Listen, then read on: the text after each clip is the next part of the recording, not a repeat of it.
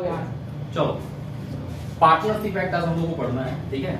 शुरुआत में अगर याद करें कॉन्ट्रैक्ट एक्ट को, ठीक है, तो कॉन्ट्रैक्ट एक्ट जब हम पढ़ाए होंगे तो उसमें जब हम कॉन्ट्रैक्ट एक्ट के बारे में जब चैप्टर डिस्कस किए थे तो हम बताए थे कि कॉन्ट्रैक्ट एक्ट में टोटल 11 चैप्टर थे। कितने चैप्टर थे? 11 चैप्टर थे। अगर आपको याद हो तो जो 11 चैप्टर था वो पहले पार्टनरशिप को डील करता था। किसको डील करता था? पार्टनरशिप को डील करता था, जो कि 1932 में 1932 में क्या किया गया, हटा करके एक सेपरेट एक्ट बना दिया गया इंडियन पार्टनरशिप एक्ट के नाम से। किसके नाम से? इंडियन पार्टनरशिप एक्ट के नाम से बना दिया गया। अगर सिलेबस वाइज देखे हमने, मतलब सीए फाउंडेशन के पॉइंट ऑफ व्यू से स्पेशली अगर देखा जाए तो सिलेबस का जो कंटेंट है ना कहीं ये समझने में थोड़ा सा ज्यादा आसान है। इसलिए भी ज्यादा आसान है क्योंकि ये कहीं ना कहीं पहले कॉन्ट्रैक्ट एक्ट का पार्ट था। किसका पार्ट था? कॉन्ट्रैक्ट एक्ट का पार्ट था। अब ये कहीं ना कहीं पार्टनरशिप में आ गया, तो बहुत सारी चीजें कहीं ना कहीं कॉन्ट्रैक्ट एक्ट में जो हमने पढ़ा है वो सारा चीज यहाँ पे भी आने वाला है ना। तो सबसे पहला क्वेश्चन बार बार जो हम लोग पढ़ने के समय स्टार्ट करते हैं कि कोई भी जब एक्ट बनाया जाता है तो क्यों बनाया जाता है, हमको ये जानना जरूरी होता है कि कहीं ना कहीं हर एक्ट का अपना एक इम्पोर्टेंस होता है। उसी तरीके से अगर हम पार्टनरशिप के बारे में अगर हम तुमसे पूछे कि पार्टनरशिप एक्ट क्यों बनाया गया होगा, क्या कारण था कि पार्टनरशिप एक्ट हमें बनाने की जरूरत पड़ी, आप जवाब दो। पार्टनरशिप बिजनेस के लिए। हाँ, और तुम में से कोई बताओ, पार्टनरशिप एक्ट अगर हम पूछे कि पार्टनरशिप एक्ट बनाने की क्या जरूरत थी, क्या लगता है तुम्हारा? पार्टनर में कोई डिस्प्यूट होता है तो उस डिस्प्यूट को रिजॉल्व करने के लिए, राइट? ओके, ठीक है। और हाँ बोलो, कोई मतलब पार्टनरशिप में फ्रॉड ना करे।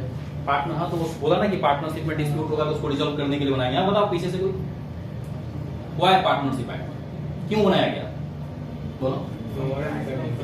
कहीं ना कहीं बिजनेस को करने के लिए, सुनो, कहीं ना कहीं बिजनेस को करने के लिए हमें बहुत बार ऐसा होता है कि दो या दो से अधिक लोगों का कहीं ना कहीं एक ग्रुप बनाना होता है, एसोसिएशन बनाना होता है ना। तो आखिर इन दोनों लोगों के बीच में जो रिलेशन एग्जिस्ट करेगा वो कैसा रिलेशन एग्जिस्ट करेगा, है ना। अगर हम पार्टनरशिप की बात करें तो पार्टनरशिप सर अगर बनाना होगा तो how we can create a partnership firm, ठीक है। उस पार्टनरशिप फर्म में कौन पार्टनर हो सकता है ना। दूसरा चीज है कि पार्टनरशिप में सर मैक्सिमम कितने पार्टनर्स होंगे, है ना। पार्टनरशिप फर्म कितने तरह के पार्टनरशिप फर्म होंगे, पार्टनर के भी अलग अलग टाइप पार्टनरशिप एक्ट में बताए गए हैं, तो कितने तरह के पार्टनरशिप होंगे, समझ में आ रहा है। पार्टनरशिप बनाने के लिए एक पार्टनरशिप डीड की बात कही गई है, तो जब हम डीड ड्राफ्ट करेंगे, जब पार्टनरशिप डीड हमारा बनाया जाएगा तो उसमें किन किन चीजों का जिक्र करना जरूरी है ना। इन सब चीजों के लिए ये एक्ट बनाया गया है ना, कि आखिर इन सब चीजों को हम कैसे मैनेज करेंगे, है ना। पार्टनर्स के बीच में प्रॉफिट कैसे शेयर होगा, है ना। ये सब चीजों के लिए क्या हुआ कि कहीं ना कहीं पार्टनरशिप एक्ट बनाना जरूरी था, और इसी उद्देश्य से क्या किया गया, पार्टनरशिप एक्ट 1932 बनाया गया है। सबसे पहला जो बात आता है कि पार्टनरशिप से हम समझते क्या है, सेक्शन जो 4 है पार्टनरशिप एक्ट का वो डिफाइन करता है पार्टनरशिप को। क्या करता है? सेक्शन जो 4 है पार्टनरशिप एक्ट का वो डिफाइन करता है पार्टनरशिप को, कि पार्टनरशिप होता क्या है ना। किसी को पता है पार्टनरशिप के बारे में? एनीथिंग? कुछ भी बताओ। हाँ, 2 पर्सन होना चाहिए। हाँ, 2 पर्सन होना चाहिए, और क्या होना चाहिए?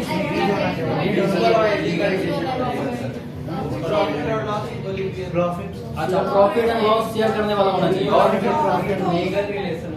हाँ लीगल रिलेशन होना चाहिए। सही बात है कि हम कॉन्ट्रैक्ट एक्ट में पढ़े थे, only intention to create legal relation, यानी कि सोशल पर्पस के लिए, डोमेस्टिक पर्पस के लिए, याद आ रहा है ना। कॉन्ट्रैक्ट जिस तरीके से नहीं किया जा सकता है उस तरीके से पार्टनरशिप फर्म भी नहीं बनाया जा सकता है। तो देखते हैं हम कि सेक्शन 4 कहता क्या है। एक बार पहले हम डेफिनेशन पढ़ते हैं, फिर हम लोग उसको समझने की कोशिश करते हैं कि पार्टनरशिप का मतलब क्या होता है। पढ़े पहले, पढ़ो एक बार कि सेक्शन 4 का डेफिनेशन क्या है ना। सुनना, कहता है कि partnership is the relation between the persons who have agreed to share the profits, who have agreed to share the profits of a business, okay, carried on by all or any of them acting for all. गौर से समझना अच्छे से। क्या कहा कि partnership is a relationship between the persons, मतलब तो ये है persons, relationship between the persons, therefore for constituting a partnership firm at least 2 person required. कितने पर्सन? इसी जगह से निकल के आ रहा है कि कम से कम 2 लोग चाहिए। नाम पार्टनरशिप है ना, तो लाजमी है पार्टनरशिप फर्म बनाने के लिए कम से कम 2 लोगों की जरूरत पड़ेगी। लेकिन अगेन मिनिमम 2 चाहिए, मैक्सिमम सर कितना चाहिए, ये भी बात है ना कि 2 तो मिनिमम चाहिए, लेकिन maximum number of partnership firm में कितने होंगे, कितने? 50 होंगे। कितने होंगे? 50 होंगे, है ना। अब समझना अच्छे से, कंपनीज एक्ट में, ठीक है, इलीगल एसोसिएशन को डिफाइन किया गया है। क्या डिफाइन किया गया है? जो ये कहता है कि कोई भी बिजनेस एंटिटी ऐसा नहीं होगा जिसमें 50 से ज्यादा लोग एक साथ मिल के काम करेंगे और उसका उद्देश्य प्रॉफिट शेयरिंग होगा। क्या होगा? मतलब बिजनेस करने के लिए अगर 50 से ज्यादा लोग अगर काम करेंगे तो उसको एक कंपल्सन है कि उसको कंपनी लॉ में रजिस्ट्रेशन करवाना पड़ेगा। कहता है कि अगर नहीं करवाएगा रजिस्ट्रेशन तो हम उसको इलीगल एसोसिएशन मानेंगे। क्या मानेंगे? वहीं से ये बात निकल के आता है कहीं ना कहीं कि पार्टनरशिप का भी तो उद्देश्य का प्रॉफिट कमाना है, बिजनेस करना है। यानी कि पार्टनरशिप में भी 50 से ज्यादा पार्टनर नहीं हो सकते हैं। कितने से ज्यादा? 50 से ज्यादा पार्टनर नहीं होंगे। और अगर 50 से ज्यादा पार्टनर होगा तो हम इसे क्या कहेंगे? इलीगल एसोसिएशन कहेंगे। क्या कहेंगे? इलीगल एसोसिएशन कहेंगे। एक और बात समझना, इसके एक्सेप्शन भी है, अपवाद भी है कि तुम लोग चार्टर्ड अकाउंटेंट बन जाओगे, है ना, तो इन फ्यूचर अगर उस केस में 50 से ज्यादा लोग मिलकर के, यानी कि 50 से ज्यादा लोग chartered accountant, company secretary, cost accountant मिलकर के अगर वो पार्टनरशिप बनाएंगे तो कहता है उस केस में 50 से ज्यादा भी पार्टनर्स हो सकते हैं। या 50 से ज्यादा एडवोकेट्स, ये लोग मिलकर के अगर पार्टनरशिप हम बनाएंगे तो कह रहा है कि उस केस में पार्टनरशिप वैलिड माना जाएगा, क्योंकि प्रोफेशनल सर्विसेज के लिए, प्रोफेशनल्स के द्वारा बनाए गए पार्टनरशिप फर्म के लिए वो जो मैक्सिमम लिमिट है 50 का, वो लागू नहीं होता है। समझ में आ रहा है? तो prima facie for the partnership firm, for the partnership business at least कितने % रिक्वायर्ड? मिनिमम 2%, मैक्सिमम कितने? 50। लेकिन इसका एक एक्सेप्शन है कि अगर किसी प्रोफेशनल्स के द्वारा अगर पार्टनरशिप फर्म बनाया जाएगा तो उस केस में 50 से ज्यादा भी पार्टनर्स हो सकते हैं। आगे बढ़े? प्रोफेशनल मतलब? प्रोफेशनल मतलब बताया ना, CS है ना, एडवोकेट एग्जाम्पल दे रहे थे ना, तो ये सारे लोग प्रोफेशनल्स हो गए। इससे आगे बढ़े, नेक्स्ट पढ़ते हैं। कहता है कि partnership is the relation between persons who have agreed to share the profit. अब सुनना अच्छे से, who have agreed to share the profit. अब बोल रहा है कि हाँ, 2 से ज्यादा लोगों का रिलेशन होगा, जिसपे हमने डिस्कशन कर लिया। अब कह रहा है क्यों है ये रिलेशन एग्जिस्ट, क्यों करेगा? तो बोला कि इसका उद्देश्य प्रॉफिट शेयर करना है। क्या करना है? प्रॉफिट शेयर करना है। और वो प्रॉफिट कहां से आएगा? फिर आगे पढ़ो। ऑफ बिजनेस, है ना, ऑफ बिजनेस। बिजनेस करके जो प्रॉफिट आएंगे उस प्रॉफिट को ये लोग आपस में शेयर करेंगे। अब एक बात यहां से ये निकल के आ रहा है कि सर अगर प्रॉफिट शेयर करने की बात हो रही है और अगर मान लेते हैं किसी पार्टनरशिप बिजनेस में उसमें लॉस हो जाएगा, क्या हो जाए? लॉस हो जाए, तो क्या हम लॉस शेयर नहीं करेंगे? क्या लगता है? ध्यान रखना बात, इस प्रॉफिट शेयर करने का मतलब लॉस शेयर करना भी है ना। मतलब कभी ऐसा नहीं होगा कि हम प्रॉफिट शेयर करना लिख रहे हैं तो अगर लॉस होगा तो हम अपना पल्ला झाड़ लेंगे, तो फिर who is responsible for that, है ना? पार्टनर्स ही इसके लिए लायबल होंगे। यानी कि प्रॉफिट शेयर करने से ये मतलब है as well as loss sharing, loss भी शेयर आपको करना पड़ेगा। आगे बढ़े। कहता है कि प्रॉफिट कहां से होगा? तो बिजनेस से होगा। कहां से होगा? समझना अच्छे से, इस एक लाइन के डेफिनेशन में बहुत सारी चीजें हैं, पूरा पार्टनरशिप इसी पे घूमेगा, है ना। फिर कहता है कि बिजनेस से प्रॉफिट होना चाहिए। इसका ये मतलब है कि हम चैरिटी करने के लिए, डोनेशन देने के लिए, है ना, या किसी सोशल एक्टिविटी के लिए पार्टनरशिप नहीं बना सकते। समझ में आ रहा है? हमारा ये कहना है कि बिजनेस होना चाहिए इसका उद्देश्य। क्या उद्देश्य होना चाहिए? बिजनेस। और जैसे ही वर्ड बिजनेस आता है ना, इसका मतलब है वो ट्रेड, कॉमर्स, वो ऑक्यूपेशन जिसका उद्देश्य प्रॉफिट कमाना है। क्या उद्देश्य है? प्रॉफिट कमाना है। अगर हम लोगों को मिलकर अगर मन किया, ठीक है, कि हम लोग क्या करेंगे कि कुछ एक ऐसा छोटा सा स्कूल जैसा मतलब एक सेंटर बनाएंगे जिसमें गरीब बच्चों को हम लोग पढ़ाएंगे, है ना। ये जो ठेले वाले, रिक्शे वाले के बच्चे हैं जो नहीं पढ़ पाते हैं, हम लोग इनको प्राइमरी एजुकेशन देंगे। और इसके लिए क्या करेंगे? हम लोग छोटा छोटा कॉन्ट्रीब्यूशन जमा करेंगे। क्वेश्चन ये है, ये मिल करके हम लोग जो एक रिलेशन एग्जिस्ट करा करके जो काम स्टार्ट कर रहे हैं, क्या ये पार्टनरशिप हो सकता है? आंसर इज नो, क्योंकि ये बिजनेस नहीं है, क्योंकि इसका उद्देश्य प्रॉफिट कमाना नहीं है। इसलिए इस तरह के चीजों को हम पार्टनरशिप नहीं कहेंगे। आ रहा है समझ में? आ रहा है। तो हमारा कहना है कि 2 या 2 से अधिक लोगों का ऐसा रिलेशनशिप, है ना, जिसका उद्देश्य प्रॉफिट आपस में शेयर करना हो, और वो प्रॉफिट कहां से आएगा? बिजनेस से आएगा। कहां से आएगा? बिजनेस से आएगा। मैक्सिमम एक पार्टनरशिप फर्म में 50 पार्टनर हो सकते हैं, लेकिन अगर प्रोफेशनल्स के द्वारा एक पार्टनरशिप फर्म बनाया जाएगा तो 50 से ज्यादा भी पार्टनर्स हो सकते हैं। अगेन कुछ बच्चों के दिमाग में चल रहा होगा कि सर कितना ज्यादा हो सकता है, तो लॉ में कहीं पे कुछ इसका लिमिटेशन नहीं लिखा हुआ है, तो n नंबर यानी कि अनलिमिटेड हो सकता है। क्या हो सकता है? अनलिमिटेड हो सकता है। आगे बढ़े तो ठीक है। उसके बाद कहता है कि हाँ, profits of a business carried on, सुनना अच्छे से, अब क्या कर रहा है? कैरिड ऑन, इसी पे पूरा पार्टनरशिप घूमता है। Carried on by all or any of them acting for all. अब क्या कर रहा है? इसका मतलब ये है कि अगर एक पार्टनरशिप में, गौर से सुनना, अगर एक पार्टनरशिप में 10 पार्टनर्स है, कितने पार्टनर्स है? 10 पार्टनर्स है, तो हो सकता है कि 10 पार्टनर्स आपस में सहमति से क्या किया, एक ही व्यक्ति को ऑथोराइज कर दिया कि हम सब के बिहाफ में तुम ही काम करोगे। हो सकता है? हो सकता है, नहीं हो सकता है? हो सकता है कि सारे के सारे 10 पार्टनर्स के बिहाफ में एक पार्टनर ऑथोराइज कर दिए गए जो बिजनेस से संबंधित सारे डिसीजन को लेंगे। और ये भी पॉसिबिलिटी है, क्या पॉसिबिलिटी है कि 10 पार्टनर क्या करेगा, 10 पार्टनर काम करेगा। कोई इंफॉर्मेशन टेक्नोलॉजी डिपार्टमेंट संभालेगा, कोई ह्यूमन रिसोर्स संभालेगा, कोई अकाउंट संभालेगा, कोई फाइनेंस संभालेगा, कोई मार्केटिंग संभालेगा, कोई एचआर संभालेगा, कोई रिसर्च संभालेगा। समझ रहे हो ना? बांट दिए काम, हम क्या कर दिए, बांट दिए काम। तो ये भी पॉसिबिलिटी है कि एक ही आदमी मैनेज करे, और ये भी पॉसिबिलिटी है कि सब मैनेज करे।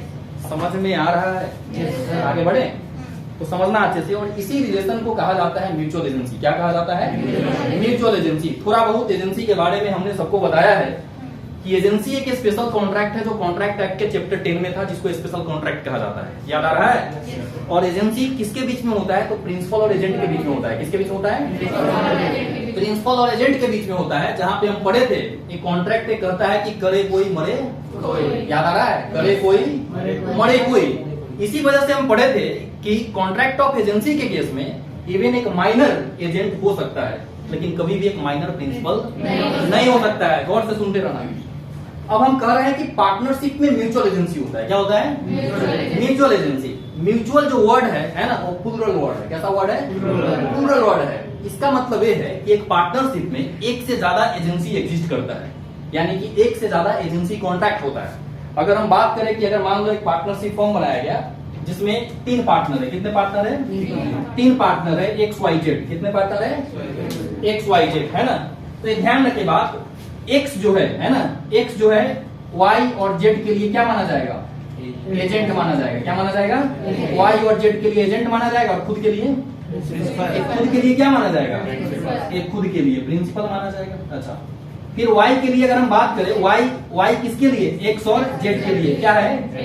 एजेंट है ना? उसी तरीके से Z किसके लिए? X और Y के लिए क्या है? एजेंट है ना? और एक खुद के लिए क्या है? प्रिंसिपल है। मतलब कहीं ना कहीं ये दिख रहा है कि इनके आपस में जो रिलेशनशिप है ना, ये म्यूचुअल एजेंसी है। क्या है? म्यूचुअल एजेंसी है ना? तो ये बात हमको ध्यान रखना है कि जब हम आगे पढ़ेंगे ट्रू टेस्ट ऑफ पार्टनरशिप, क्या पढ़ेंगे? ट्रू टेस्ट ऑफ पार्टनरशिप एक कॉक्स वर्सेस हिगमैन का केस लॉ है ना, जो ये बताया गया था कि किसी भी पार्टनरशिप को, मतलब किसी भी रिलेशनशिप को डिफाइन करने के लिए कि वेदर द रिलेशनशिप है ना एग्जिस्ट एज अ पार्टनरशिप और नॉट, हम उसको पार्टनरशिप कंसीडर करें कि नहीं करें, उसमें ये बताया गया कि ध्यान रखे बात, अगर रिलेशनशिप में म्यूचुअल एजेंसी है, क्या है? म्यूचुअल एजेंसी है, यानी कि ऐसा रिलेशन अगर है तभी वो पार्टनरशिप माना जाएगा, अदरवाइज पार्टनरशिप नहीं माना जाएगा। हमने जरूर अभी पढ़ा है कि कोई ऐसा बिजनेस जिसका उद्देश्य प्रॉफिट शेयर करना हो, क्या करना हो? प्रॉफिट शेयर करना हो, है ना, वो भी जरूरी है पार्टनरशिप के लिए। लेकिन केवल प्रॉफिट शेयरिंग के आधार पे हम किसी रिलेशनशिप को पार्टनरशिप नहीं बोल सकते। फॉर एग्जाम्पल मान लेते हैं हम लोग सब मिल करके क्या किए, एक पार्टनरशिप हम नहीं बनाए, हम सब मिल करके एक प्रॉपर्टी एक्वायर किए, मतलब हम लोग को ओनर्स है। क्या है? आगे हम पढ़ेंगे कि किस किस केस में हम पार्टनरशिप नहीं मानेंगे, आगे पढ़ेंगे। हमें जस्ट अभी एक एग्जांपल दे रहे हैं कि हम लोग सब मिल करके एक प्रॉपर्टी एक्वायर किए और हम लोगों ने क्या डिसाइड किया, उस प्रॉपर्टी को खरीद करके हम लोग लीज कर देंगे। क्या कर देंगे? लीज कर देंगे। और उस लीज का जो रेंट आएगा हम लोग आपस में बांट लेंगे। गौर से सुनते रहना, हम लोग आपस में बांट लेंगे। क्वेश्चन ये है कि सर प्रॉफिट शेयरिंग तो है, लेकिन क्या इस रिलेशनशिप को हम पार्टनरशिप मानेंगे? बोलो, पार्टनरशिप मानेंगे? पार्टनरशिप नहीं मानेंगे, क्योंकि हमारे बीच में म्यूचुअल एजेंसी नहीं है। और बात बताते हैं, कंपनी लॉ के पॉइंट ऑफ व्यू से देखें तो कंपनी लॉ में अगर आप शेयर होल्डर को देखोगे, है ना, क्या शेयर होल्डर, है ना, क्या शेयर होल्डर एजेंट है कंपनी के लिए? है एजेंट? क्या शेयर होल्डर कंपनी के लिए एजेंट है? कंपनी में, कंपनी के बिहाफ में काम कौन करता है? डायरेक्टर। कौन काम करता है? डायरेक्टर। यानी कि अगर कंपनी में कुछ गलत होता है तो क्या इसके लिए शेयर होल्डर जिम्मेदार होता है? Answer is no, because company is a separate legal entity. क्या है वो? सेपरेट लीगल एंटिटी है। लेकिन अगर हम पार्टनरशिप की बात करते हैं तो partnership is not separate legal entity. मैं ऐसा इसलिए बोल रहा हूं, कहता है कि पार्टनरशिप कोई अलग बिजनेस नहीं है। अगर ये 3 लोग मिल करके XYZ एंड कंपनी एक पार्टनरशिप फर्म बनाते हैं, है ना, या XYZ एंड एसोसिएट्स के नाम से अगर एक पार्टनरशिप फर्म बनाते हैं, तो बोला कि ये XYZ कोई सेपरेट लीगल एंटिटी नहीं है, ये XYZ इसी तीनों के बीच का आपस का एक रिलेशनशिप है। समझ में आ रहा है? ये तीनों के बीच का क्या है? आपसी रिलेशनशिप है। अगर हम HUF की बात करें, आपको HUF पता होगा थोड़ा बहुत।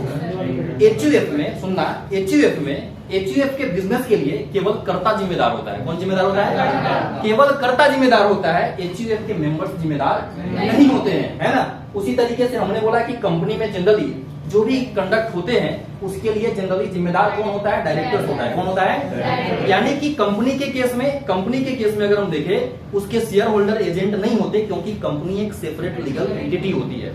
लेकिन हम पार्टनरशिप में क्या बता रहे हैं कि पार्टनरशिप में हर व्यक्ति क्या है? कहीं ना कहीं एक दूसरे के लिए एजेंट है, इसलिए हम इसको म्यूचुअल एजेंसी कहेंगे। यानी अगर एक्स के द्वारा कोई गलती किया गया, मान लो किसी सप्लायर से इसने एडवांस ले लिया, क्या ले लिया? किसी ने एडवांस ले लिया, है ना, एक्स ने एडवांस ले लिया, तो ध्यान रखे बात, एक्स तो लायबल होगा ही, उस एडवांस के लिए वाई और जेड भी जिम्मेदार माना जाएगा, क्योंकि ये पार्टनरशिप है। क्या है?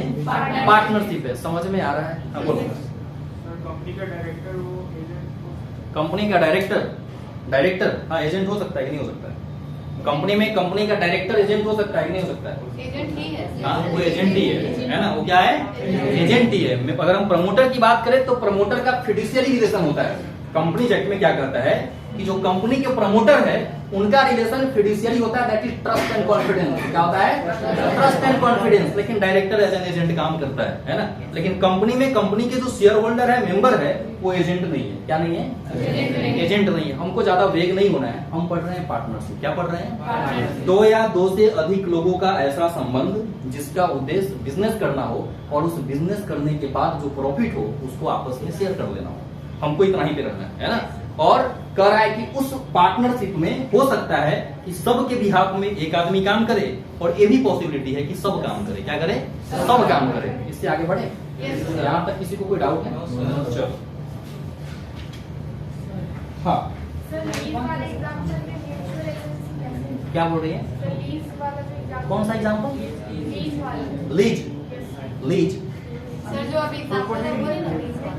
क्या एग्जाम्पल बोला है? बताओ। प्रॉपर्टी खरीदने वाले। हाँ, म्यूचुअल नहीं है ना म्यूचुअल एजेंसी, वही तो बोले तुमको हम। हाँ कैसे? क्या देखो, म्यूचुअल एजेंसी में क्या होता है कि हम एक के एक्ट के लिए दूसरा भी जिम्मेदार हो जाता है। एक बात बताओ, हमारा कहना है कि एक के एक्ट के लिए दूसरे की जिम्मेदारी हो जाना, लायबल हो जाना। अब हम अगर साथ में प्रॉपर्टी खरीदे, क्या कर दे?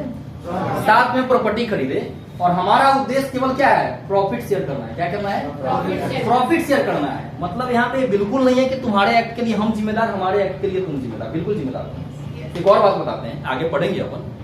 पार्टनरशिप होने के लिए पार्टनरशिप डिड होना जरूरी है। क्या होना जरूरी है? क्या होना जरूरी है? Partnership did. हम अगर बोल रहे हैं कि हम लोगों ने प्रॉपर्टी खरीदा, हम सब उसके को ओनर है ना, को ओनर है, तो क्या यहाँ पे पार्टनरशिप डिड एग्जिस्ट कर रहा है? पार्टनरशिप डिड एग्जिस्ट कर रहा है। इस पॉइंट से भी हम इसको बाहर कर देंगे कि सर पार्टनरशिप डिड है ही नहीं, तो पार्टनरशिप कहां से होगा? समझ में आ रहा है? आगे बढ़े। अब आगे बिजनेस एक्टिविटी भी तो नहीं है। क्या बोल रही है? बिजनेस एक्टिविटी भी तो नहीं है। अगर हम हाँ। एक प्रॉपर्टी खरीदे तो उससे ये नहीं ना पता चलेगा कि वो बिजनेस एक्टिविटी है। नहीं, थोड़ा सा प्रॉफिट शेयरिंग है तो थोड़ा सा रिलेट कर सकते हैं कि हम लोग का काम है कि प्रॉपर्टी खरीदे साथ में, और जो उससे रियलाइज हो, है ना, जो उससे रियलाइज हो आपस में बांट ले, है ना। तो उस पॉइंट पे थोड़ा सा क्लियरिटी शायद दिक्कत होगा, लेकिन हमारा ये जरूर कहना है कि म्यूचुअल एजेंसी एग्जिस्ट नहीं करती। सुनना, ट्रू टेस्ट ऑफ पार्टनरशिप दिमाग में एकदम आपसे बैठा लेना है कि जब भी ट्रू टेस्ट ऑफ पार्टनरशिप होगा, एग्जामिनेशन पॉइंट ऑफ व्यू से भी बहुत इंपॉर्टेंट क्वेश्चन है। बहुत बार पूछा है क्वेश्चन इंस्टीट्यूट ने कि what is true test of a partnership? That means mutual agency. क्या है? Mutual agency. सबसे पहले दिमाग में हमको यही रखना है कि म्यूचुअल एजेंसी एग्जिस्ट करेगा तभी पार्टनरशिप होगा। Only on the ground of sharing of profit हम उस रिलेशनशिप को पार्टनरशिप नहीं बोल सकते हैं। आगे बढ़े, नेक्स्ट पढ़ते हैं। अब है एलिमेंट्स ऑफ पार्टनरशिप। अभी तक जो सेक्शन 4 वाला जो डेफिनेशन हमने पढ़ा है, सुनना अच्छे से। अभी जो हम डेफिनेशन पढ़े, कौन सा डेफिनेशन? सेक्शन 4। कौन सा सेक्शन था? सेक्शन 4 डिफाइन पार्टनरशिप, है ना। तो अब पढ़ते हैं कि अब हमने जो पढ़ा है उसके एलिमेंट्स क्या क्या है। पहला चीज कहता है partnership is an association of 2 और मोर पर्सन। पढ़ लिए? कितने पर्सन? टू और मोर पर्सन, तो मोर कितना है ना 50, कितने होंगे 50 है ना। लेकिन अगर प्रोफेशनल्स के द्वारा बनाया जाए तो क्या हो सकता है 50 से ज्यादा हो सकता है ना। हाँ, लेकिन अगर अदर देन प्रोफेशनल्स के द्वारा 50 से ज्यादा लोगों के द्वारा बनाया जाएगा तो कंपनी लॉ का सेक्शन 464 उसे इलीगल एसोसिएशन माना है। क्या माना है? इलीगल एसोसिएशन माना है। और सुनना सर, अगर कोई इलीगल एसोसिएशन होगा इसका क्या मतलब होगा? यानी हम 55 लोग 60 लोग मोर देन 50 लोग मिलकर के पार्टनरशिप डीड बना करके बिजनेस करना स्टार्ट कर दिया। इलीगल एसोसिएशन अगर लॉ ने माना है तो इसके इफेक्ट सर क्या होंगे? इसके इफेक्ट ये हैं कि अगर हमने किसी को माल सप्लाई किया, क्या किया? माल सप्लाई किया क्रेडिट में, उधार में, सामने वाला व्यक्ति हमें पैसा नहीं दे रहा है, सामने वाला व्यक्ति हमें पैसा नहीं दे रहा है, तो कहां जाओगे? कहां जाओगे? कोर्ट जाओगे। तो जब कोर्ट जाओगे, जब ये पार्टनरशिप डीड दोगे और अगर उस पार्टनरशिप डीड में मोर देन 50% है तो उसको इलीगल एसोसिएशन माना जाएगा। यानी कि कोर्ट हमें ये कहेगी कि आपका जो फर्म है वही लीगल नहीं है, वही इलीगल है। समझ में आ रहा है? यानी कि वो जब वही लीगल नहीं है तो क्या हमें रिमेडी दिया जाएगा? आंसर इज नो, है ना। तो ये ध्यान रखना है, जब भी बिजनेस करने के लिए 50 से ज्यादा लोगों का समूह होगा उसको जरूरत है कंपनी एक्ट में रजिस्ट्रेशन कराना, अदरवाइज वो इलीगल एसोसिएशन हो जाएगा। क्या हो जाएगा? इलीगल एसोसिएशन हो जाएगा। आगे बढ़े, नेक्स्ट पढ़ते हैं। फिर वो कंपनी पार्टनरशिप से अगर रजिस्ट्रेशन कराता है मोर देन 50 होता है तो फिर वो पार्टनरशिप नहीं रहेगा, तो मतलब ये कंपनी बन जाएगा। हाँ, कंपनी में रजिस्ट्रेशन होगा तो कंपनी हो जाएगा। Section 2 sub section 20 of the companies act क्या कहता है? Company means the company which registered under companies act 2013 और एनी अदर प्रीवियस लॉ, नहीं ना बोलता है? तो रजिस्टर्ड जैसे ही कंपनी लॉ में जैसे ही रजिस्टर हुआ वो कंपनी हो गया। क्या हो गया? कंपनी। बात ही खत्म हो गई। अब वो पार्टनरशिप कहां से रहेगा? आगे बढ़े, चलो आगे बढ़ते हैं। तो 2 लोग होना चाहिए, मैक्सिमम 50, लेकिन इसके एक एक्सेप्शन है वो याद रखना है। आगे बढ़े, नेक्स्ट बढ़ते हैं। The partnership must be result of an agreement entered into bye all person concern. सुनना अच्छे से, बोला कि एक एग्रीमेंट होना चाहिए आपस में। क्या होना चाहिए? एग्रीमेंट होना चाहिए और उसमें सारे लोग इंटर करेंगे। तो सारे लोग कौन? जितने पार्टनर्स हैं, जितने पार्टनर्स हैं। अब एक बात समझना, एग्रीमेंट ओरल हो सकता है कि नहीं हो सकता है?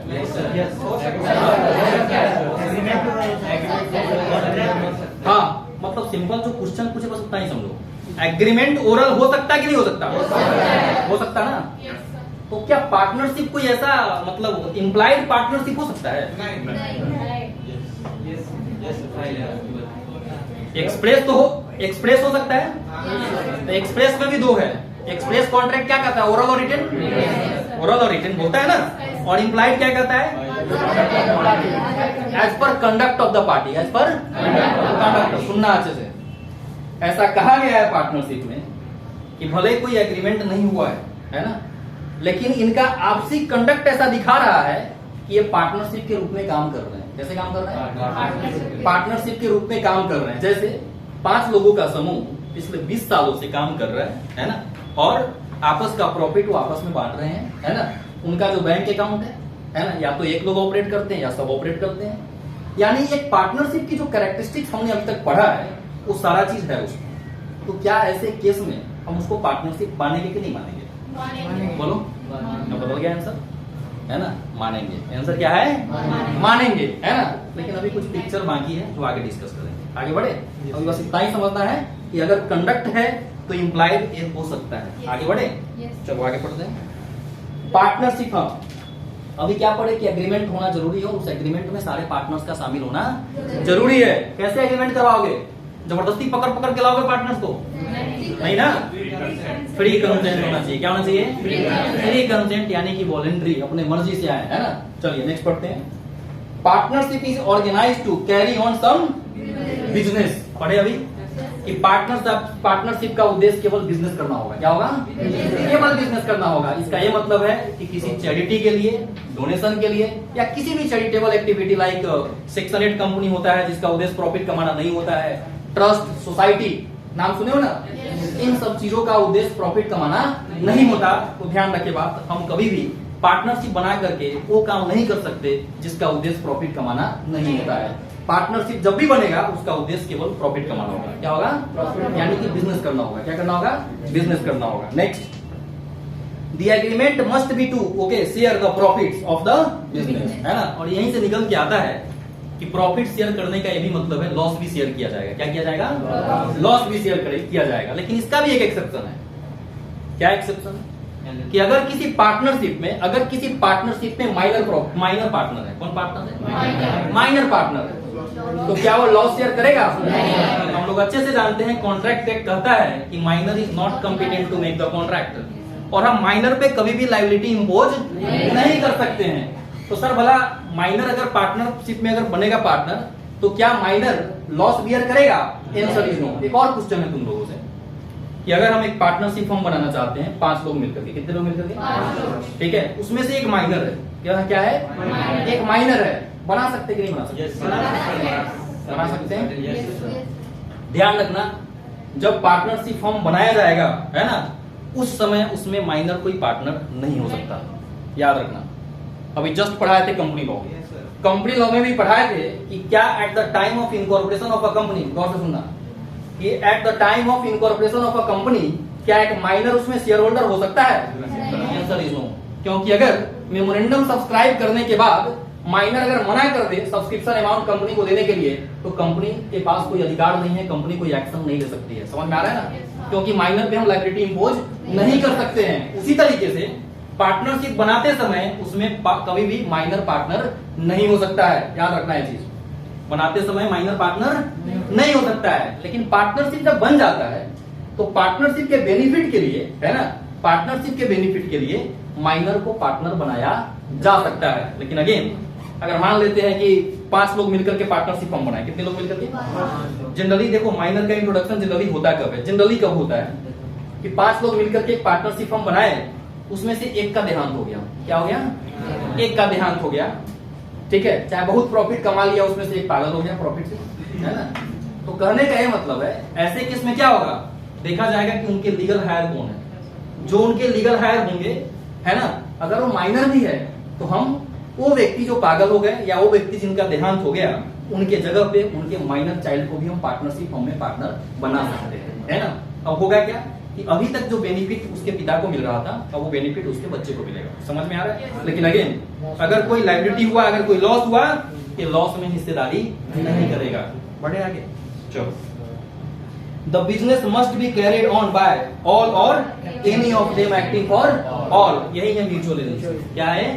बगल में लिख के रखना है, यही रिलेशन जो है कि या तो एक कर सकता है काम या सब कर सकता है, और इस रिलेशनशिप को हम क्या कहेंगे?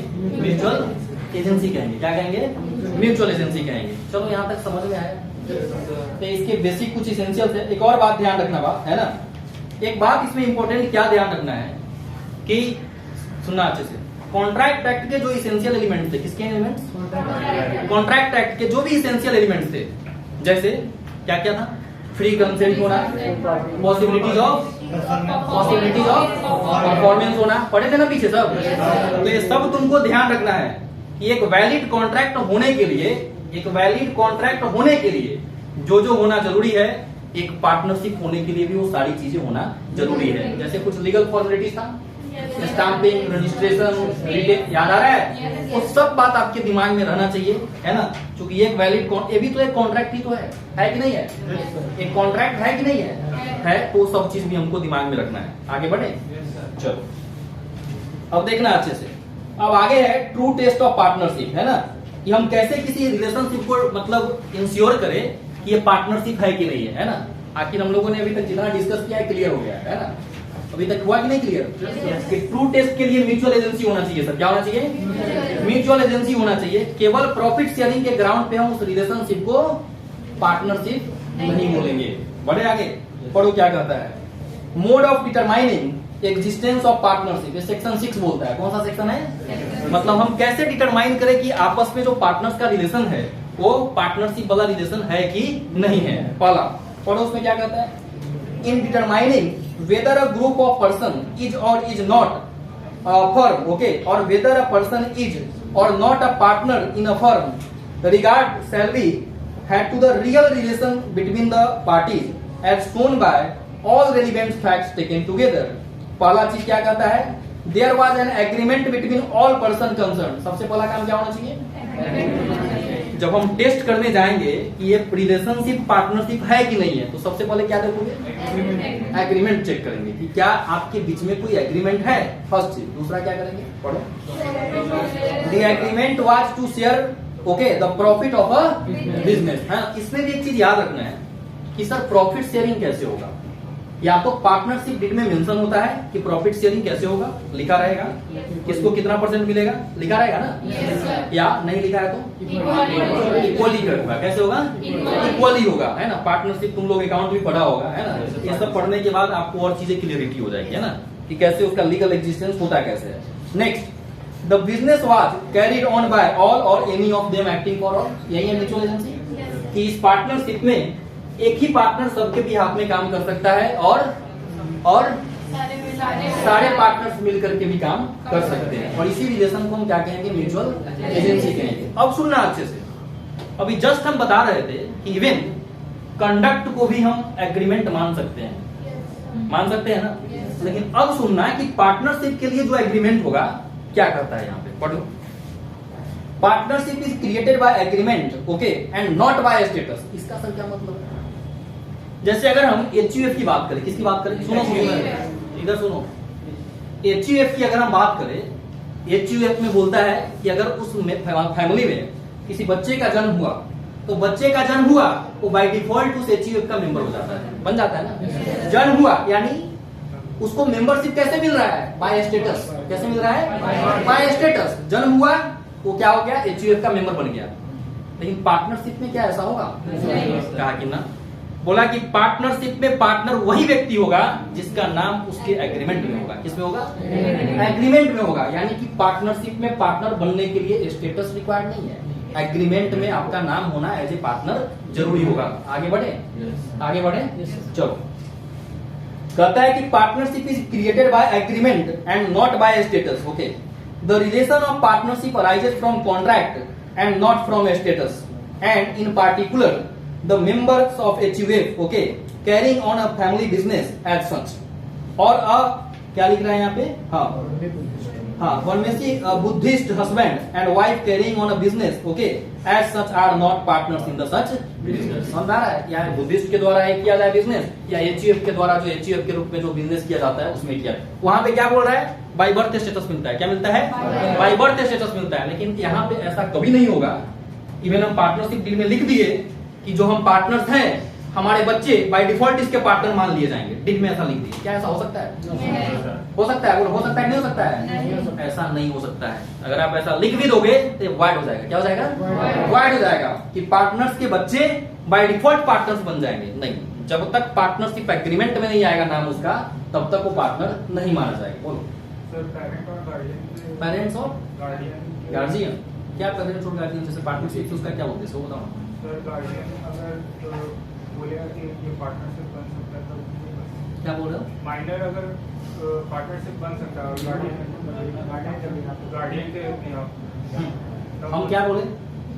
तभी होगा जब एग्रीमेंट में नाम आएगा। हम क्या बोले?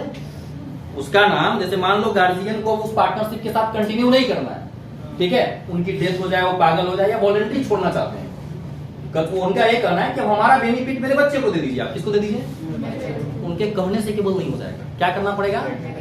पार्टनरशिप एग्रीमेंट में नाम लिखना पड़ेगा। चले आगे बढ़े। सप्लीमेंट्री डीड बनता है इसके लिए। क्या बनता है? जैसे एक बार जब हम पार्टनरशिप फॉर्म बनाते हैं तो एक डीड बनेगा, ओरिजिनल डीड बनेगा ना। और क्या करेंगे हम? अब सप्लीमेंट्री डीड बनाएंगे और सप्लीमेंट्री डीड से इसको इंट्रोड्यूस करा देंगे, है ना। इंट्रोड्यूस करा करके अब जो इसका बेनिफिट है उसको देंगे। आगे बढ़े, चलो आगे बढ़ते हैं। क्या सप्लीमेंट्री का मतलब क्या होता है? सहायक। क्या होता है? अब एक बात बताओ, आज अगर हम लोग मिल करके 10 आदमी एक पार्टनरशिप फॉर्म बना रहे हैं, कितने लोग? 10 आदमी। कल हो सकता है ना कि उसमें से 2 आदमी छोड़ के चला जाए, तो क्या करेंगे हम? नया मतलब पुराने वाले को क्या करोगे? फाड़ के फेंक दोगे? वो भी रहेगा, वो जैसे है वैसे ही रहेगा। अब इसके बाद जिस दिन छोड़ के जा रहा है, सप्लीमेंट्री डीड बन जाएगा कि ये छोड़ के इस दिन से जा रहे हैं, यानी कि अभी हट गए। या 10 लोग थे, 2 लोग आ रहे हैं, है ना, तो क्या करेंगे? अब पुराने वाले डीड को फाड़ के फेंक दोगे? उसको तो रखेंगे ना। तो फिर क्या करेंगे? हम नए को इंट्रोड्यूस करेंगे। इसके लिए सप्लीमेंट्री डीड बनता है। क्या बनता है? ऐसे करके वो पार्टनरशिप बिजनेस जब तक चलता रहेगा, हम सप्लीमेंट्री डीड बना करके उसको ऑल्टर करते रहेंगे। आगे बढ़े, चलो। नेक्स्ट बोलता है शेयरिंग ऑफ प्रॉफिट। क्या है? शेयरिंग ऑफ प्रॉफिट, है ना। तो शेयरिंग ऑफ प्रॉफिट बताने की जरूरत है कि पढ़ोगे तुम लोग? पढ़ लेना, एक बार समझ में आ जाएगा, है ना। सिंपल है कि बिजनेस करेंगे और बिजनेस से होने वाला प्रॉफिट आपस में शेयर कर लेंगे। चलो आगे। एजेंसी क्या है?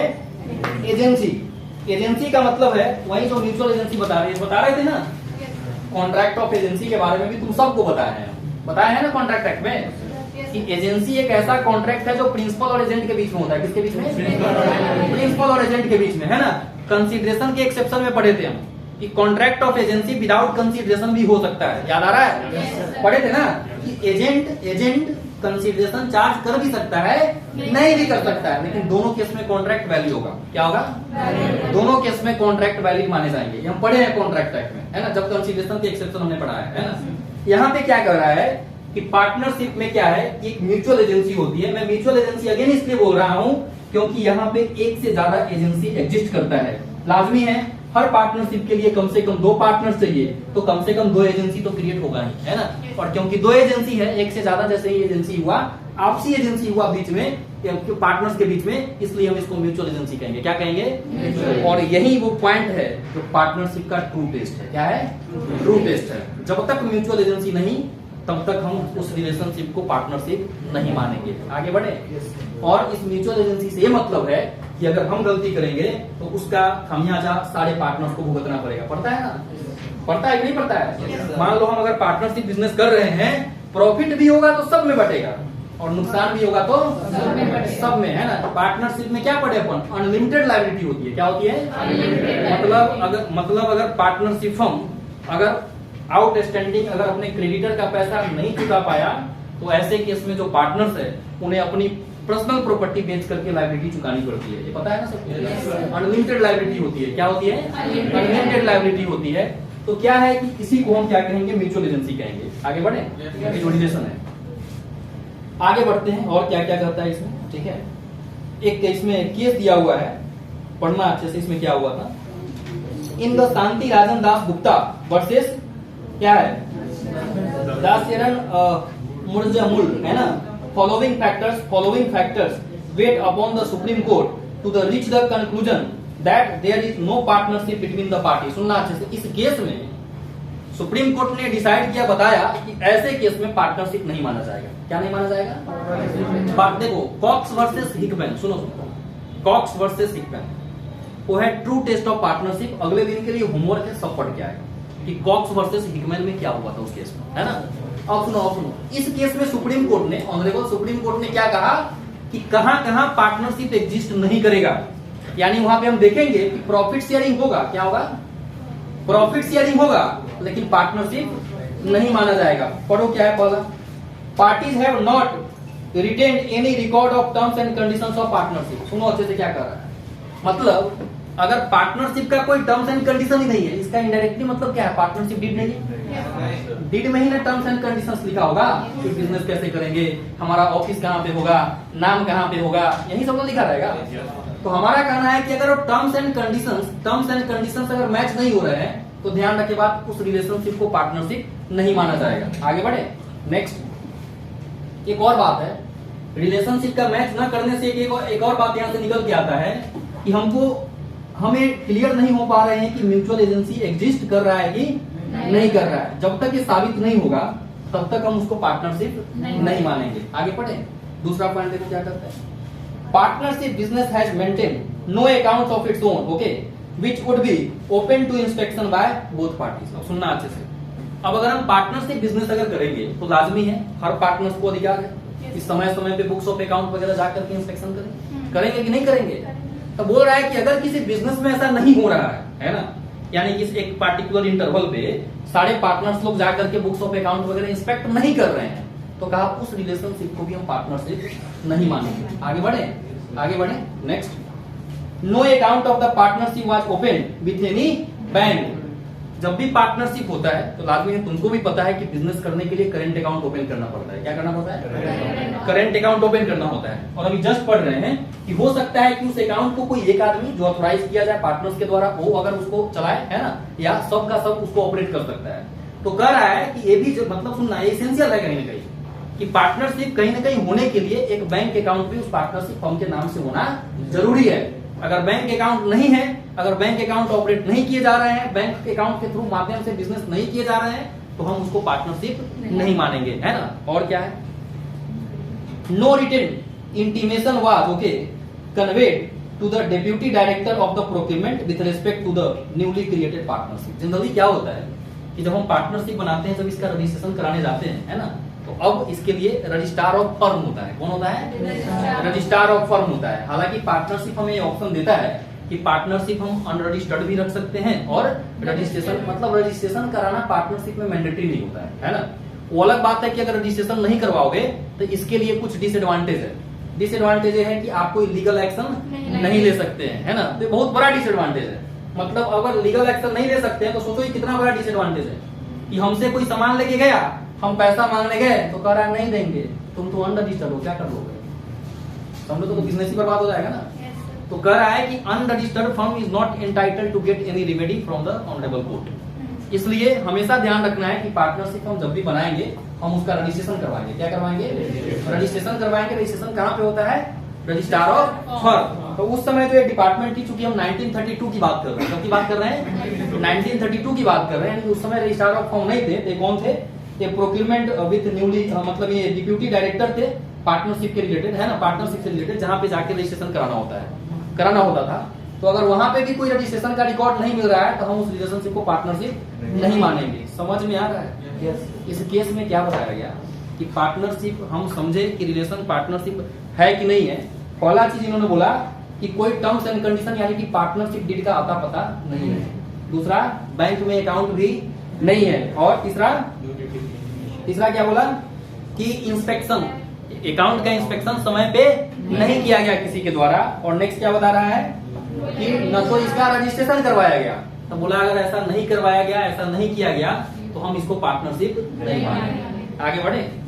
ये वो सिचुएशन है जहां पे हम रिलेशनशिप को, उस रिलेशनशिप को पार्टनरशिप नहीं मानेंगे। अगर मतलब ये है, इसको अगर अपोजिट साइड में लेके जाके पढ़े कि पार्टनरशिप होने के लिए और क्या क्या चीजें होना जरूरी है, तो सर बैंक अकाउंट होना जरूरी है, टर्म्स एंड कंडीशन पार्टनरशिप के डीड में होना जरूरी है, समय समय पे जो अकाउंट, सुनो, समय समय पे जो अकाउंट है उसका इंस्पेक्शन होना जरूरी है। अगर ऐसा होगा तो माना जाएगा कि ये जो रिलेशन है वो पार्टनरशिप का है। कैसा रिलेशन है?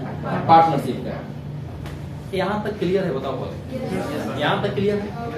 अब कुछ पॉइंट्स है जो डिस्कस करना है हमको कि कहाँ कहाँ पे पार्टनरशिप और क्या क्या ऐसे पॉइंट्स है जहाँ पे पार्टनरशिप एग्जिस्ट नहीं करता है। सुनना अच्छे से, सुन लो बस। एक बोलता है को ओनर के केस में। किस केस में? लिख लो, थोड़ा सा निकालो, तो कॉपी निकालो, लिख लो।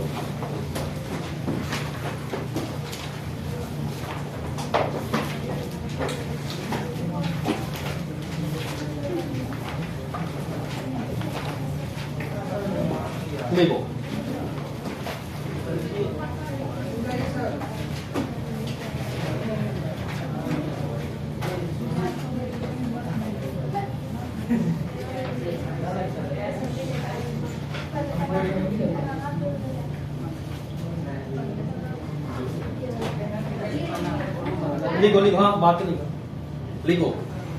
इन केस ऑफ को ओनरशिप, लिखो, इन केस ऑफ को ओनरशिप, वही शेयरिंग ऑफ प्रॉफिट वाले पार्ट में लिखा हुआ है। इन केस ऑफ को ownership,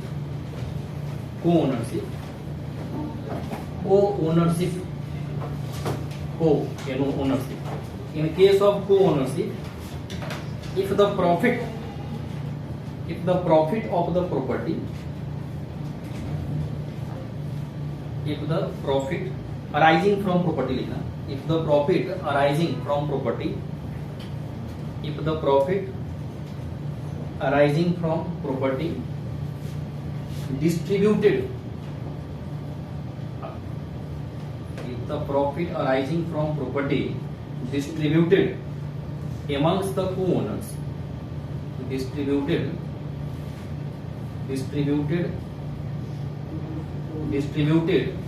amongst the co-owners, okay, the relation exists between co-owners,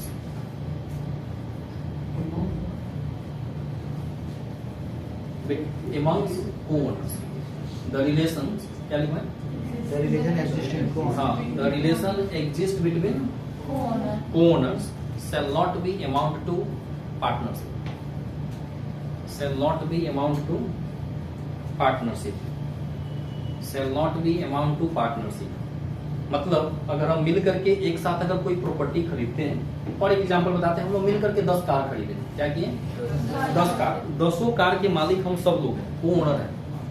car को भाड़े पे लगाते हैं, कैसे करते हैं? भाड़े पे लगाते हैं, हर महीने बैठ के एक बार हिसाब किताब करते हैं, सुनते रहना, और उससे होने वाले प्रॉफिट को आपस में बांट लेते हैं। अगेन प्रॉफिट तो बांट रहे हैं, हम प्रॉपर्टी के को ओनर्स हैं, लेकिन क्वेश्चन ये है कि क्या है पार्टनरशिप है?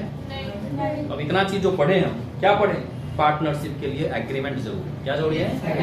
एग्रीमेंट जरूरी। तो सर हुआ ही नहीं एग्रीमेंट। और को ओनर से होने से ये मतलब नहीं है कि हमारे बीच में म्यूचुअल एजेंसी है, और म्यूचुअल एजेंसी नहीं है तो पार्टनरशिप नहीं माना जाएगा। आगे बढ़े।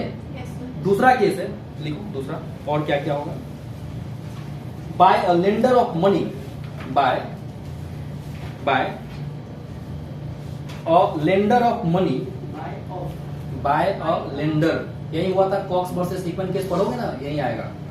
Bye a lender of money, by a lender of money to persons, by a lender of money to persons, to persons engaged or about to engage in any business, to persons engaged or about to engage in any business, engage or about to engage in any business।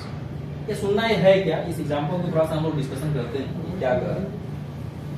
engage or about to engage in any business। देखो कह रहा है कि कोई lender अगर किसी business में पैसा लगाए, लेंडिंग करे, क्या करे? लेंडिंग करे, यानी कि उधार दे, ठीक है। और उस उधार पैसे के लिए अगर उसको कुछ प्रॉफिट दिया जा रहा है, क्या दिया जा रहा है? प्रॉफिट दिया जा रहा है, तो इसका मतलब वो लेंडर पार्टनर नहीं माना जाएगा। सुनना अच्छे से, क्या नहीं माना जाएगा? पार्टनर नहीं माना जाएगा। समझते हैं। एबीसी एंड एसोसिएट्स एक पार्टनरशिप फॉर्म है। कौन सी फॉर्म है?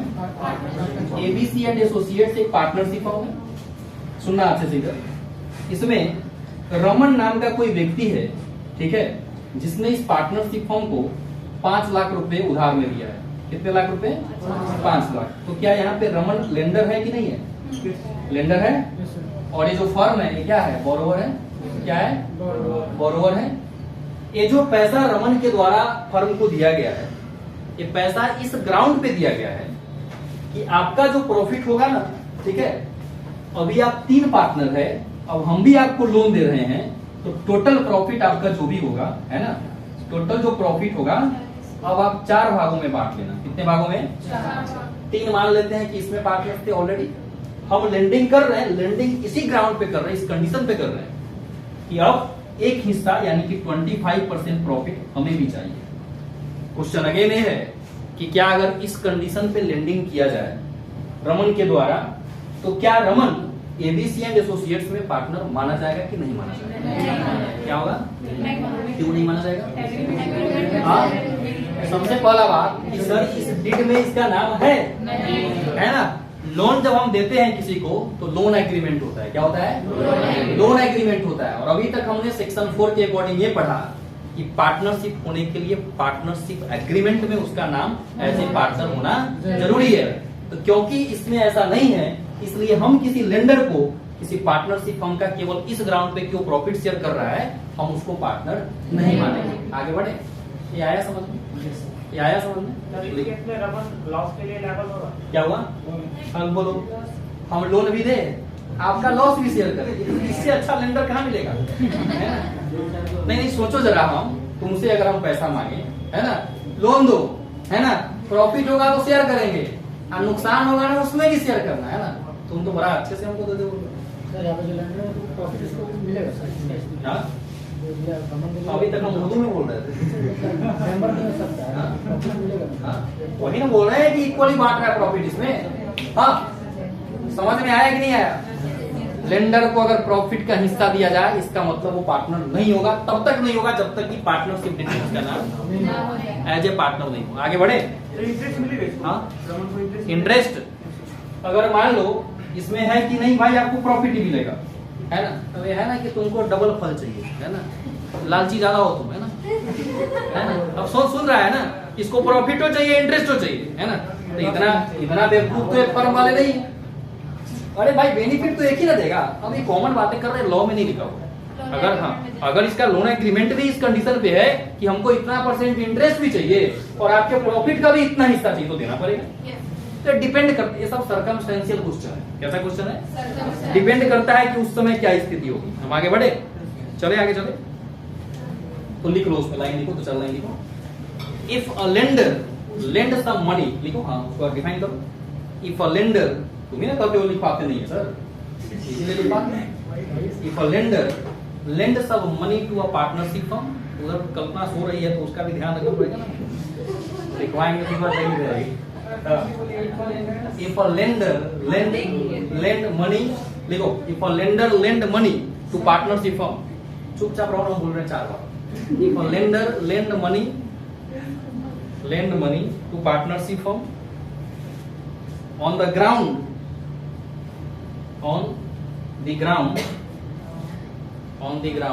by which the lender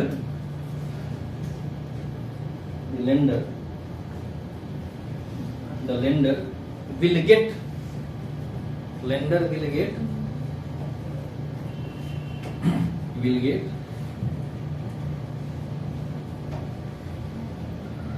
share of profit of partnership firm, share of profit from partnership firm,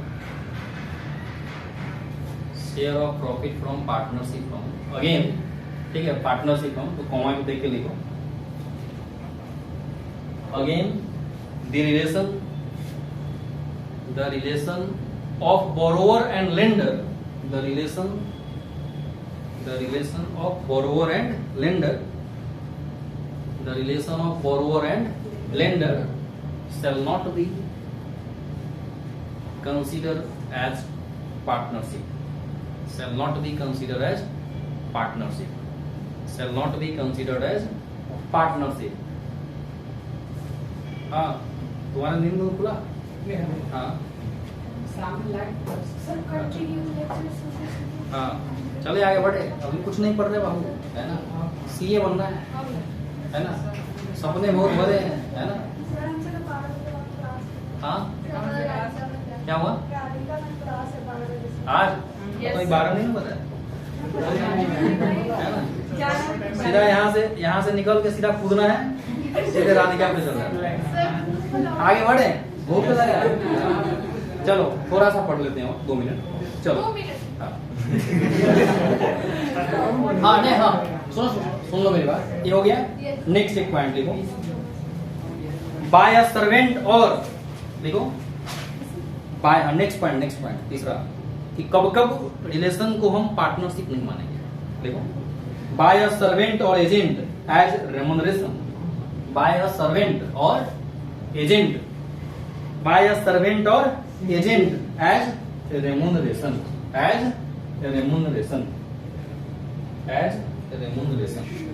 देखना अच्छे से। अब ये क्या कर रहा है? सर्वेंट, हाँ देखो इधर देखो, एबीसी एंड एसोसिएट्स एक पार्टनरशिप फर्म है। इसमें अगर कोई, ठीक है, सर्वेंट काम करे, कोई अगर एम्प्लॉय काम करे, देखो इधर, या कोई एजेंट काम करे, है ना? और अब इसने पार्टनरशिप फर्म ने इन लोगों के साथ कैसे कर रहा है काम? कहा पार्टनरशिप फर्म कि इसको कहा, किसको? सर्वेंट और एम्प्लॉय को, है ना? कि आप क्या करो, मेरा सामान बेचो, है ना? जैसे मेडिकल के सेक्टर में, है ना, एमआर होते हैं, है ना, मार्केटिंग जो रिप्रेजेंटेटिव होते हैं ना, मेडिकल रिप्रेजेंटेटिव जो होते हैं, राइट? सुनना इधर। तो कंपनी ने एमआर के साथ कैसे किया एग्रीमेंट? आप सामान बेचिए मेरा, जो मेरा प्रॉफिट होगा उसका एक हिस्सा आपको देंगे। समझ में आ रहा है? मतलब वो अपने एम्प्लॉय के साथ कर रहा है इस तरीके से एग्रीमेंट। अगेन क्वेश्चन, कि क्या वो एम्प्लॉय, क्या वो सर्वेंट, क्या वो एम्प्लॉय पार्टनरशिप में पार्टनर हो गया? हो गया पार्टनर, है ना? बोला क्या कि अगर एम्प्लॉय और सर्वेंट के साथ इस तरीके से एग्रीमेंट किया जाए, जिस एग्रीमेंट के माध्यम से वो पार्टनरशिप और प्रॉफिट का हिस्सा शेयर कर रही है, क्या कर रही है? शेयर, हिस्सा शेयर कर रही है। अल्टीमेटली हम क्या देख रहे हैं कि केवल प्रॉफिट शेयरिंग के ग्राउंड पे हम किसी को पार्टनर नहीं मान सकते। घूम फिर के वही ना आ रहे हैं। म्यूचुअल एजेंसी जरूरी है सर, और पार्टनरशिप एग्रीमेंट जरूरी है। और जब तक उस पार्टनरशिप एग्रीमेंट में व्यक्ति का नाम एज ए पार्टनर नहीं होगा, हम उसको पार्टनर नहीं मानेंगे। ये आया समझ में? एजेंट अगर किसी कंपनी के द्वारा, जैसे मान लो बहुत सारे एजेंट होते हैं जो एक कंपनी के बिहाफ में काम करते हैं, खास करके अगर हम बिल्डिंग के सेक्टर में बिल्डर को देखें, किसको देखें? बिल्डर को देखें। प्लॉट के सेक्टर में देखें, जो जो जमीन का प्लॉटिंग करके बेचते हैं ना। तो जैसे मान लो कि हम भी एक कमीशन एजेंट के रूप में काम करते हैं किसी बिल्डर के बिहाफ में, है ना। उन्होंने हमें बोला कि भैया आप इतना में बेचवाओ, इतना % आपको हम दे देंगे, राइट। अगेन क्या उस बिल्डर के हम पार्टनर हैं? है ना। तो बोला कि एजेंट के कैपेसिटी में भी और बताते हैं, टूलेट सर्विस देता है ना, टूलेट सर्विस, तो उसको कमीशन मिलता है कि नहीं मिलता है? वो क्या करता है जनरली, एक महीने का रेंट हमसे भी लेगा, यानी हमें भाड़े पे लेना है तो हमसे भी लेगा, और 1 महीने का रेंट जनरली घर मालिक वाले से भी लेता है ना, जो भी चीजें। तो हमारा ये कहना है कि अगर वो एजेंट इस तरीके से काम कर रहा है तो क्या वो पार्टनर हो गया? नहीं हुआ ना। सिंपल चीजें हैं कि पार्टनरशिप तभी जब पार्टनरशिप एग्रीमेंट, क्या होगा? Partnership agreement. जब तक पार्टनरशिप एग्रीमेंट नहीं है, म्यूचुअल एजेंसी जब तक एग्जिस्ट नहीं करेगा, हम उस रिलेशनशिप को पार्टनरशिप नहीं मानेंगे। आ गया समझ? आगे बढ़े, चलो बस एक है। बाय अ विडो और child of a disease partner. सुनो, ये बोल रहे थे शुरू में, तुम्हारे विवेक, तुम्हारे क्वेश्चन का मैं जवाब तो दे रहा। क्या कहता है सुनो, कि अगर मान लेते हैं कोई किसी व्यक्ति, मतलब मान लेते हैं किसी महिला की हस्बैंड, सुनो इधर, मान लेते हैं कि ए है ना, ए की वाइफ है एक्स, है ना। देखो ए का देहांत हो गया। हमारा ये कहना है कि क्या ए के देहांत हो जाने के केस में इसकी जो वाइफ है या इनके जो बच्चे हैं, है ना, चाइल्ड, क्या ये डिम्ड पार्टनर मान लिए जाएंगे? वही जवाब था। उन्होंने बोला कि अगर ऐसा पार्टनरशिप एग्रीमेंट में लिख भी दोगे ना, ये वाइड हो जाएगा। क्या हो जाएगा? वाइड हो जाएगा। बोला कि ये डिम्ड नहीं है, पार्टनर तभी माने जाएंगे जब पार्टनरशिप एग्रीमेंट में आपका नाम होगा। मतलब अगर ऐसी घटना हो जाती है तो हमें इसके बाद अपने पार्टनरशिप एग्रीमेंट को अल्टर करना पड़ेगा सप्लीमेंट्री डीड के साथ। क्या करना पड़ेगा? या तो इनके वाइफ को बेनिफिट दे या इनके बच्चे को बेनिफिट दे, हम जिसको भी बेनिफिट देंगे, जब तक उसको हम पार्टनर के रूप में इंट्रोड्यूस नहीं कराएंगे, ये डीम्ड नहीं है, बाय डिफॉल्ट उनके डेथ हो जाने पे ये पार्टनर नहीं मान लिए जाएंगे। हाँ बोलो सर, अगर पेरेंट और चाइल्ड में एजेंट प्रिंसिपल का रिलेशनशिप तब हो सकता है? Parent child is a social matter. Sir, guardian और चाइल्ड, हाँ, गार्डियन और माइनर, हाँ, और दोनों के बीच तुम किस संदर्भ में बात कर रहे हो? हमारा कहना है हम पार्टनरशिप पढ़ रहे हैं। क्या पढ़ रहे हैं? सोशल डोमेस्टिक मैटर यहाँ लेके नहीं आएंगे, तुम कहीं और रास्ते पे। गार्डियन और माइनर, तो किस संदर्भ में हम पार्टनरशिप पे बात कर रहे हैं ना, इस संदर्भ में तुम बात करो ना। हम कह रहे हैं कि हम पढ़े हैं ना पीछे, सुनो, जब हम कॉन्ट्रैक्ट एक्ट पढ़ाए थे तो वहां मैंने पढ़ाया था कि कभी भी एक माइनर के लिए गार्जियन चाइल्ड उसका एजेंट नहीं होता है। अभी जस्ट मैंने जो टेस्ट भी लिया था सीए फाउंडेशन के बच्चों को, उसमें भी एक क्वेश्चन था कि क्या एक गार्जियन, क्या एक पेरेंट अपने बच्चों के लिए प्रिंसिपल है? है। अगर ऐसा होगा तो बच्चे, है ना, चूल्हा लगा देंगे अपने माँ बाप। तो जितना काम करेगा, जितना कांड करके आएगा, सबके लिए उसके मम्मी पापा जिम्मेदार। तो कहते सुनो, क्या कहते हैं ऐसे केस में? बोले उसके पेरेंट्स जिम्मेदार नहीं माने जाएंगे। हो गया, तुम्हारा जवाब मिल गया? कभी भी नहीं मिला? नहीं मिला तो बाद में पूछना, वो टॉपिक से बात होगी। आगे बढ़े हम। हाँ। ठीक है, तो हाँ, एक और सुनो बात, एक लास्ट है इसमें कि और कब हम पार्टनरशिप नहीं मानेंगे। सुनो अच्छे से, हम क्या पढ़ रहे हैं कि ऐसा रिलेशन होगा ना तो केवल प्रॉफिट शेयरिंग के आधार पे हम ऐसा नहीं बोल सकते कि पार्टनरशिप है। मान लो गुडविल को बेचने के लिए, किस चीज को बेचने के लिए? गुडविल, है ना। जैसे टाटा मोटर्स की बात करें, है ना, इनकी बहुत बड़ी गुडविल है कहीं ना कहीं मार्केट में, होता है ना। अगर हम यहाँ पे पटना में अपन बात करें, हरिलाल है, इनकी भी बहुत अच्छी खासी मार्केट है, राइट। अगर एक हरिलाल की तुम फ्रेंचाइजी लेकर के एक दुकान खोले, राइट, तो सुनो, उस गुडविल का फायदा तुमको मिलेगा कि नहीं मिलेगा? तुमको मिलेगा। और हमारा जो भी, मतलब मान लो तुम अगर हरिलाल का फ्रेंचाइजी लेके बिजनेस कर रहे हो तो हरिलाल के साथ और तुम्हारे साथ, है ना, तुम्हारे साथ एक कंडीशन है कि तुम्हारा यानी कि एम का जो प्रॉफिट होगा, है ना, इस प्रॉफिट का 25% हिस्सा हम हरिलाल को दे देंगे। किसको दे देंगे? क्योंकि गुडविल शेयर कर रहा है हरिलाल हमसे। अगेन क्वेश्चन कि क्या हम हरिलाल के पार्टनर हो गए? नहीं। आ रहे हैं समझ में? तो बहुत समझदार बच्चे हो तुम, सब तुमसे समझ में आ गया है ना। तो ये पार्टनरशिप का बेसिक था। क्या था पार्टनरशिप का? बेसिक था। मात्र 2 लाइन का डेफिनेशन था सेक्शन 4 का, और उसी 2 लाइन पे पूरा क्लास अभी तक घूम रहा है ना। तो इसको अच्छे से पढ़ लेना, ठीक है। फिर अगले क्लास में हम लोग डिफरेंशिएशन देखेंगे कि पार्टनरशिप और एचयूएफ में क्या अंतर है, पार्टनरशिप, हाँ पार्टनरशिप और एलएलपी में क्या अंतर है, जो जो डिफरेंशिएशन है हम आगे पढ़ेंगे। फिर टाइप्स ऑफ पार्टनरशिप और टाइप्स ऑफ पार्टनर हम पढ़ेंगे, ठीक है। आज के लिए थैंक यू, चलो फिर मिलते हैं हम लोग नेक्स्ट क्लास में।